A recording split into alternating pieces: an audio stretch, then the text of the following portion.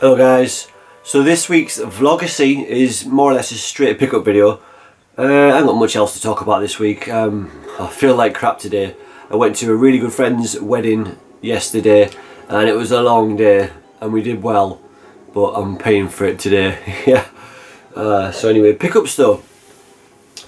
In the last vid I said that I was waiting for one more game to come and it's arrived, and that is Res Infinite for the PlayStation 4 for the PSVR, and yeah, it's probably going to be several months before I get the PS4 and the PSVR.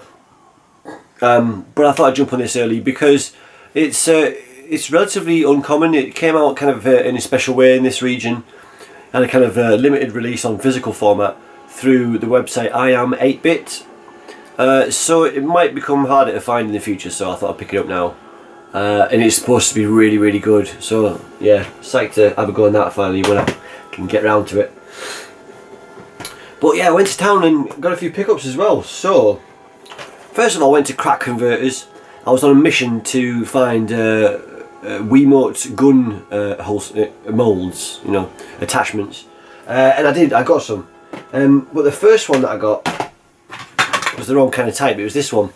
So this one's designed for both the Wiimote in there, and then you put your nunchuck in the handle there, and so you can move around. It's for those games where you can actually, you know, move around in a game world as well as, you know, playing the light gun format game.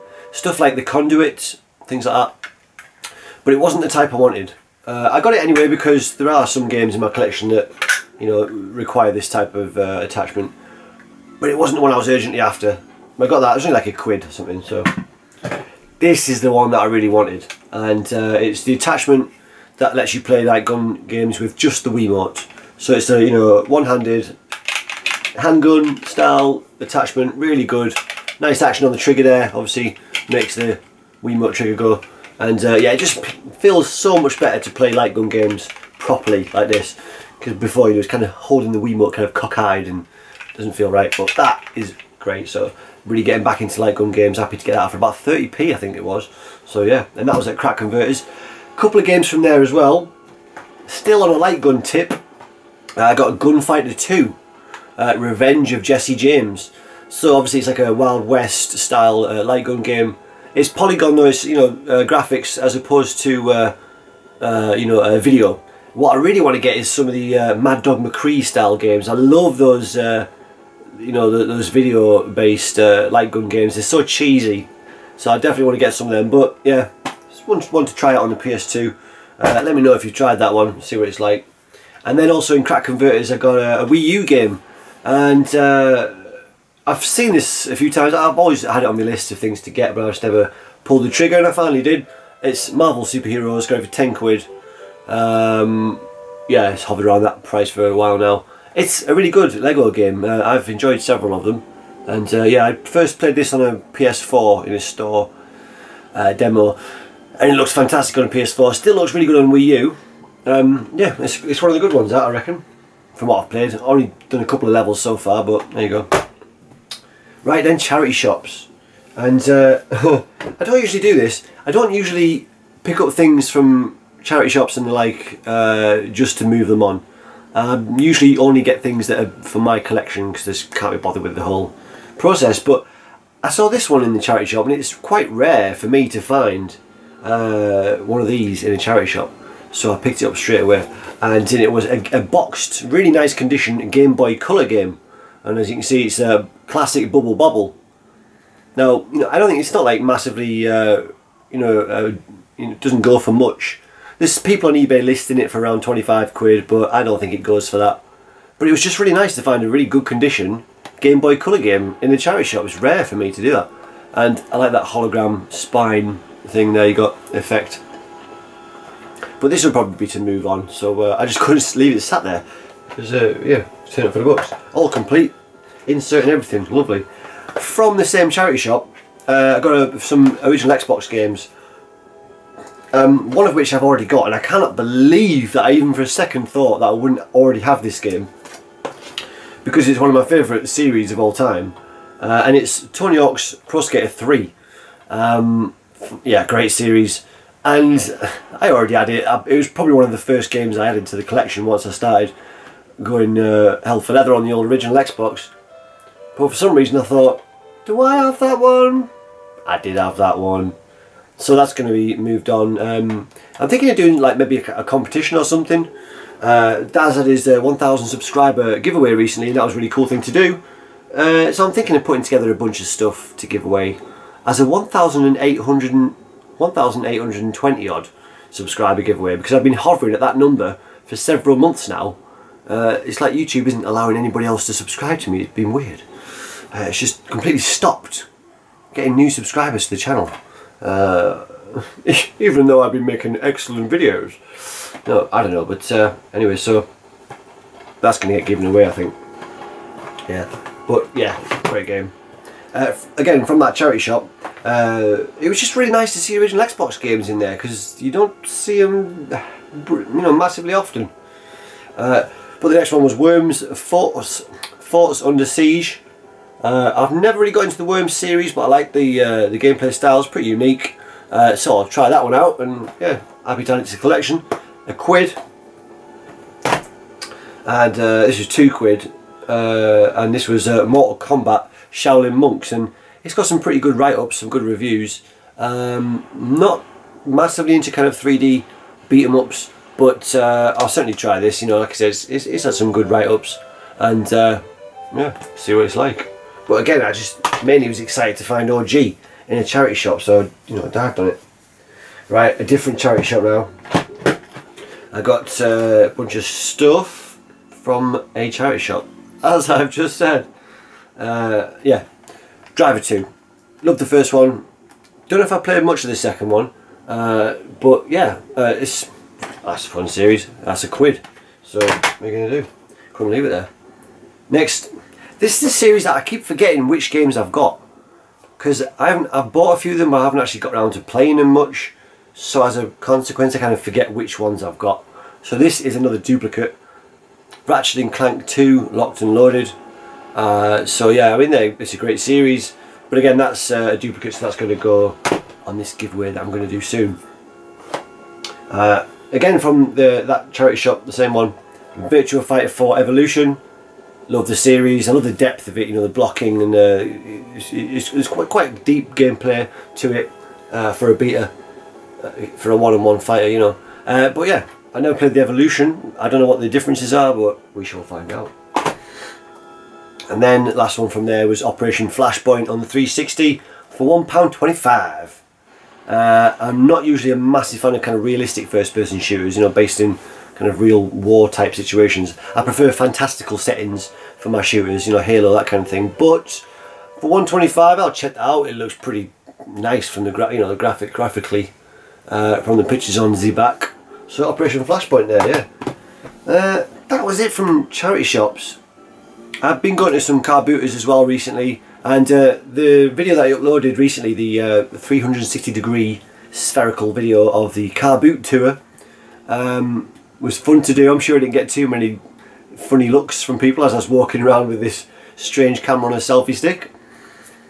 One person did ask me what it was, and I said, virtual reality video. She seemed bamboozled. But yeah. So from that car boot, Colic Racecourse in Nottingham, I got a couple of controllers. There was no games there that day. But yeah, 2 controllers that I've got a really good deal on, I reckon. Haggled down from £4 a piece to £2 each for an official N64 controller and an official GameCube controller. Now, they need a bit of a clean, especially the GameCube controller. They definitely need a bit of a clean, but crucially, all the buttons and, most importantly, the sticks are in perfect working order. They really, I don't think they've had much use at all, to be honest, because, you know, especially on the GameCube, the stick, obviously it's rubber, and you have those lines on it, and there's just no wear and tear on that stick at all. So it's in fantastic nick, you know, mechanically. Just needs a bit of a clean. And actually, I've opened this up. I'm going to attach on the end of this video a little clip of me just opening it up and showing you the process of cleaning, I guess, or at least the result of cleaning. But I wanted to show you because I've never opened one of these up before, and the GameCube controller inside is a thing of beauty. It is simplicity, it is it just works really well. It's great inside this controller. So I'm going to clip on to the end of this video a little bit showing you what it's like inside if you've never seen one. You could open up your own, but they do have kind of specialist, do they have specialist screws? Or yes, they have the specialist kind of 3-pronged screws. So unless you've got one of them, it's going to be a bit difficult to get into one. But yeah, if you're interested in that, stick around for the end of this vid. And but that's it for this, just a straight pickups vid. Nothing else to think. I'm kind of feeling a bit dead-headed after last night. Successful wedding, as you can tell by the way your head feels the day after. But congratulations to the happy couple. And that's it for this vid. I'll see you guys later. Alright, bye bye. Alright guys, so as I hope you can see, this GameCube controller has seen better days. Yeah, it certainly needs a hell of a clean. And I wanted to take it apart and give it a proper soak. And I thought I'd do that on cam so you can see what this baby looks like inside, because it is a really nice little design in there. It's very you know, simply put together. So just to get these screws out, these are the custom special kind of 3-pronged screws, or you know, 3 grooves, whatever you want to call them. And you just need to get the right you know, screwdriver for it. No bother. But yeah, Nintendo often have these special screws, so you need to get those screwdrivers to open it. It's a little bit tricky getting those ones out of there, but once you've done those ones, it's very, very simple indeed. I've pre-loosened these a little bit so I didn't have to spend too much time unscrewing on the video. And this is the last one here, and wait till you see this inside here. Well, I was impressed anyway. Oh god, what's going on with this one? Right, okay, there we go. Right, so let's see what this looks like inside. So you just lift off the back there. So it's just one mould. There you've got your obviously trigger mechanics there. We don't need this, but it's this bit here that impressed me. The board, the main board. So there's the inside there. So you've got the motor there for the rumble, I guess, is it? And yeah, so anyway, so all you do with this is you literally just lift this off. You have to unclip a wire from a little peg there, and it just lifts right off. And there's the inside of the front part of the controller there, of course, with your button layouts there as well. And so we just take a look at the board itself here. Lovely, look at that. Yep. So yeah, it's really nice. Got to be careful with this one though. Obviously you got that on a ribbon, so you don't want to, you know, damage that. But it's just, I thought it was really nice design, really simple, and it fit together so easily, and that's what impressed me about it.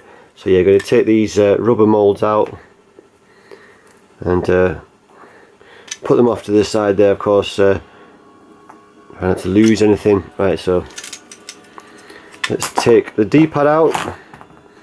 It's the D-pad. Got the start button, and then the face buttons. I'll just pop them out like that. So there. Now I can give the crucially, you know, more importantly, the front of it a good old clean. So now we're giving it a bit of a clean, and as you can see, I've put most of the buttons back in already. They're really easy to fit back in. You can't confuse which ones go where, of course, with this controller. The only one that's a little bit tricky is the purple button on the top there. You've got to be a little bit careful with that. That can pop out quite easily. But other than that, this is really simple design, nice to put together. So just a few more bits to go back in now. Got the D-pad. It doesn't matter which way around that goes. Then you've got the connector bits to go on top there, and they're easy to fit in as well. They've got their own you know, bespoke kind of shapes and pegs to fit them on. So that one goes there, and then you've got one for the start button. So those are on. So now we're just putting the board back on, the main board. So be careful now so we don't knock that purple button out of its position. It's the only potential issue here. But yeah, it fits in really nicely. If I just show you, obviously this wire, then fits onto a little peg to secure it in place, and out the back there. Very nice. So just get that clicked down into place. Careful of the purple button which almost popped out, and there we go. Right, so I think we are now ready to put the other half of the controller back on now. So that's all you need to do. Very nice, simple design. It should clip back into place hopefully. Just jimmy it around a little.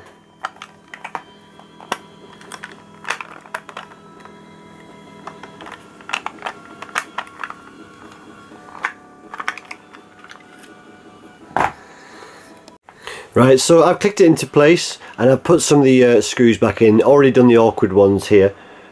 So yeah, just need to tighten these final few screws up now that we've given this controller a good clean. And I'm really happy to pick up one of these controllers for £2. Yeah, like I said, all the sticks importantly are working perfectly, and the N64 one too. That doesn't really need too much of a clean, but this one certainly was a bit gacked up. But there we are, looking a lot nicer now. Nice, pristine, official GameCube controller. There we go. Alright guys, that's it for this video. Cheers for watching, bye bye.